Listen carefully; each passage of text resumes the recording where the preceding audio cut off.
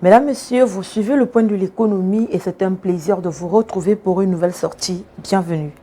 Le gouvernement camerounais poursuit le processus de transfert des ressources financières aux collectivités territoriales décentralisées. Le ministre des Finances, Luc-Paul Motazé, a annoncé à travers un communiqué officiel le reversement du solde de l'impôt général synthétique couvrant la période de mai à décembre 2025 aux exécutifs communaux du pays. Le montant global transféré s'élève à 6,931,458,458 francs CFA. Les fonds ont été virés dans les comptes spécialement ouverts à la Campost au profit des communes bénéficiaires. Cette opération s'inscrit dans le cadre du mécanisme de redistribution des recettes fiscales destiné à renforcer l'autonomie financière des collectivités locales. L'impôt général synthétique, qui concerne principalement les petites activités économiques et les opérateurs du secteur informel, constitue une source importante de financement pour les communes. Selon le ministère des Finances, ce reversement vise à permettre aux exécutifs communaux de disposer des moyens nécessaires pour assurer leur mission de développement local, notamment en matière d'infrastructures de proximité, d'assainissement, d'éducation de base et de services sociaux. Après des mois d'attente pour certains budgets municipaux, ces ressources devraient débloquer des projets déjà programmés et améliorer le quotidien des populations. Le chef de l'État du Gabon, Brice Clotaire Oligui Nguema, a annoncé le 21 mai dernier sa volonté de faire entrer l'État gabonais dans le capital de CIMAF Gabon à hauteur de 20%. Avec près de 70 milliards de francs CFA investis depuis son installation, CIMAF Gabon produit actuellement 900 000 tonnes de ciment par an. Le groupe prévoit de doubler cette capacité pour atteindre 1,85 million de tonnes d'ici fin 2026 via une troisième ligne de production et la construction d'une usine de broyage de calcaire à Toum pour un coût de 27 milliards de francs CFA. Dans le même mouvement, les autorités gabonaises ont décidé de mettre fin à plusieurs avantages fiscaux et douaniers accordés à l'importation du clinker, la matière première essentielle à la fabrication du ciment. Une décision officiellement actée avec une échéance fixée au 1er janvier 2027.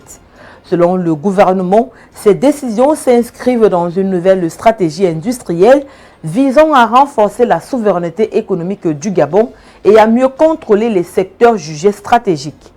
L'État veut jouer un rôle plus actif dans la gouvernance du secteur cimentier afin de favoriser la transformation locale, moderniser les capacités de production et accroître les recettes publiques dans un contexte de diversification loin de la dépendance pétrolière. Le gouvernement de la République démocratique du Congo a révisé à la baisse le budget 2026.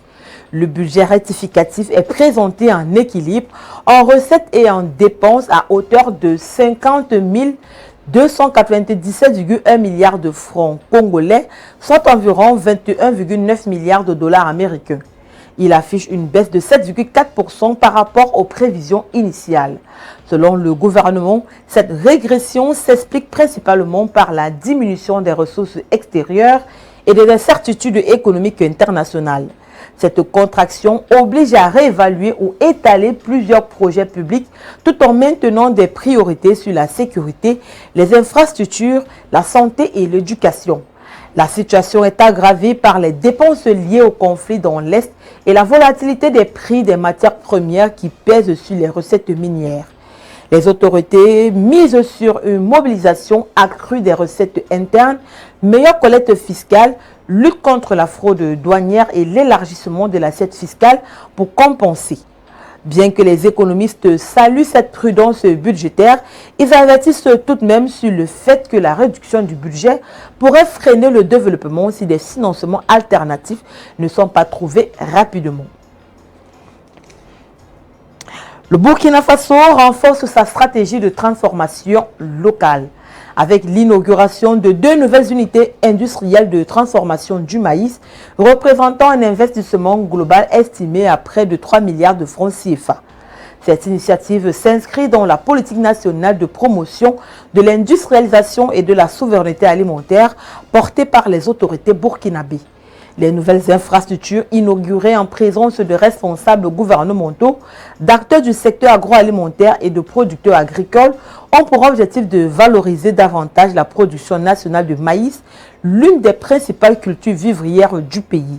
Ces usines transformeront plusieurs milliers de tonnes de maïs en farine, semoule et autres produits, créant des emplois et réduisant les pertes post-récolte. Le gouvernement burkinabé voit dans cette réalisation un levier important pour réduire les importations de produits transformés, améliorer les revenus des producteurs locaux. L'objectif est clair, renforcer la transformation locale, améliorer les revenus des producteurs et diminuer les importations.